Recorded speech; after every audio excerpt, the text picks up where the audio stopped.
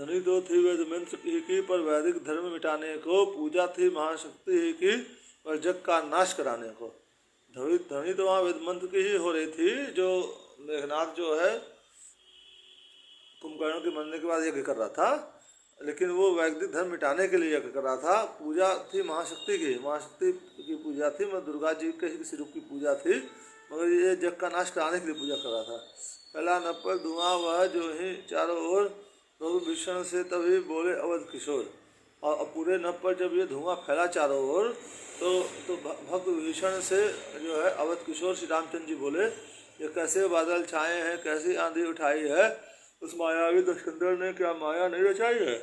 बहुत हैवी यज्ञ कर रहा था मेघनाथ जो है, वह जो यज्ञ कर रहा था उसका धुआं पूरे लंका के आकाश में छा गया। तो श्री रामचंद्र जी ने पूछा कि ये जो है कैसा धुआं छा रहा है, ये कैसे बादल छाए हैं, कैसी आंधी उठाई, कैसे आंधी हो गया था, उस मायावी दुष्कंदर ने क्या माया रचाई, मायावी दुष्कंदर रावण ने क्या माया रचाई है। सचमुच ही धुआं उड़ाया है तांत्रिक ने तंत्रों के द्वारा, या विष फैलाया है कोई वैज्ञानिक यंत्रों के द्वारा। श्री रामचंद्र जी विषय पूछ रहे, सचमुच ही धुआं उड़ाया है तांत्रिक, वो तंत्र मंत्र भी जानते तांत्रिक ने तंत्रों के द्वारा, या विष फैला कोई है वैज्ञानिक यंत्रों, या विष फैला दिया है।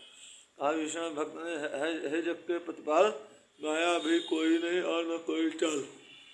जो है श्री रामचंद्र जी को कहा कि ये कोई माया नहीं है और न कोई चाल है। जग जननी के मठ से उठकर जग में यह धुआं भर रहा है, उस मठ में बैठा इंद्रजीत देवी को सिद्ध कर रहा है।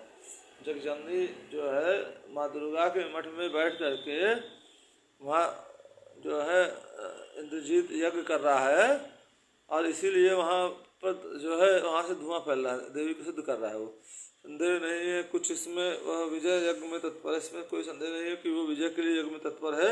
यदि यज्ञ पूर्ण हो जाएगा तो उसे जीतना दुस्तर है, यदि ये यज्ञ पूर्ण हो जाएगा तो उसको जीतना बहुत ही मुश्किल है। ये सुनते ही हंस पड़े श्री अंजनी कुमार, बोले हारे हृदय की सभी जगह है हार। ये सुन करके अंजनी कुमार हनुमान जी हंस दिए कि हारे हृदय की जो सभी जगह हार होती है। जग में जब अपने पौरुष से लाचार पुरुष हो जाता है तो देवी और देवताओं को कहे कि हो ही रहा है।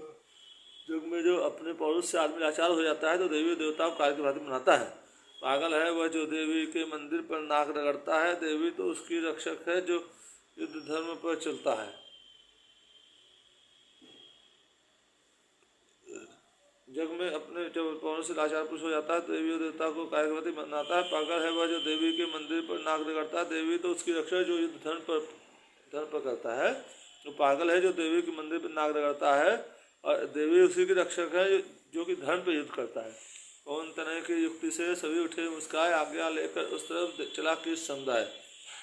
पवन तनय हनुमान जी की युक्ति से सभी लोग मुस्का दिए, आज्ञा लेकर श्री रामचंद्र जी की जो है और सिर झुका करके चले।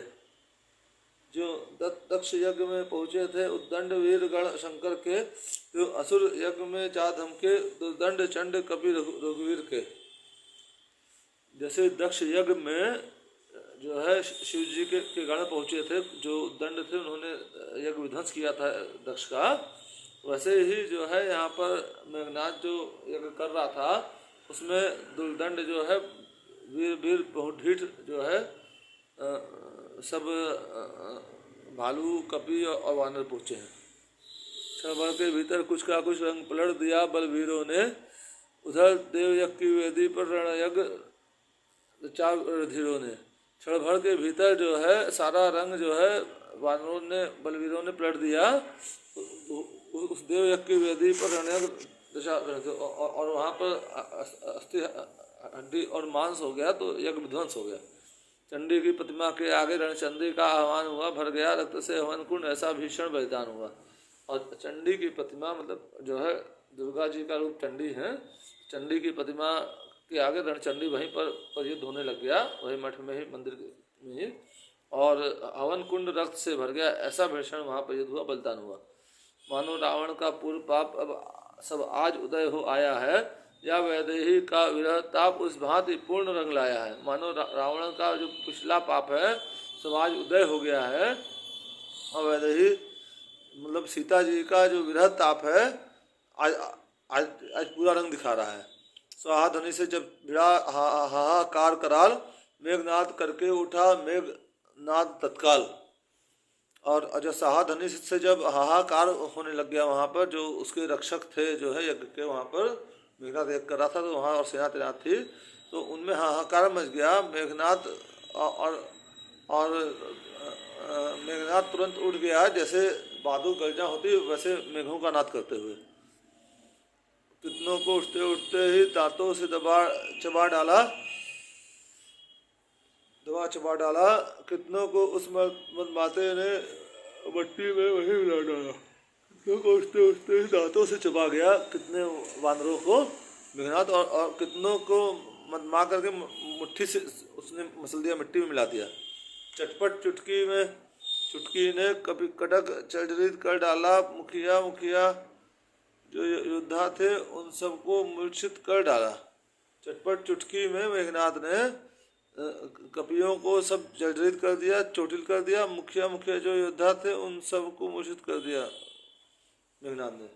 बचा खुचा कुछ श्री कृष्ण दल चित्कार कर घोर भागा, हिम्मत हार कर राघवेंद्र की ओर। जो बची खुशी रावण सेना थी जो ध्वंस करने के लिए आई थी, चित्कार करके जो है हिम्मत हार करके राघवेंद्र श्री रामचंद्र जी की भागी। तभी उर्मिला नाथ का गया धनुष पर हाथ, बोले रण आज्ञा मुझे फिर दे श्री रघुनाथ। और तब जो है उर्मिला नाथ जो है लक्ष्मण जी का हाथ अपने धनुष पर गया और श्री रामचंद्र जी से रण के लिए आज्ञा मांगे। यह सिंह चुटीला सिंह आज बस हृदय विदारेगा उसका।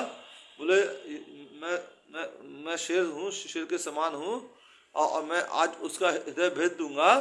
संगत चरणों की है अब शीश उतारेगा उसका। और हे भगवान राम, मुझे आपके चरणों की सौगंध है, मैं आज उसका शीश काटूंगा। कब तक न कपट की छाती पर बोलेगा सत्ता का डंका, लंका में आज बहा दूंगा मैं आर वीरता का डंका। बोले जब कब तक कपट की छाती पर जो है सत्ता का डंका नहीं बोलेगा, और लंका में आज मैं बहा दूंगा आर वीरता, हम आ रहे हैं और रघुकुल की वीरता का डंका बजा देंगे आज। तो बोले है आज्ञा जाओ लड़ने भ्रात, लेकिन लड़ने से प्रथम ध्यान रहे यह बात। प्रभु श्री रामचंद्र जी लक्ष्मण जी को बोले कि तुम्हें आज्ञा देता हूँ, तुम जाओ है मेरे भाई, लेकिन लड़ने से पहले ध्यान रहे एक बात जो है मैं तुमको बता रही हूँ।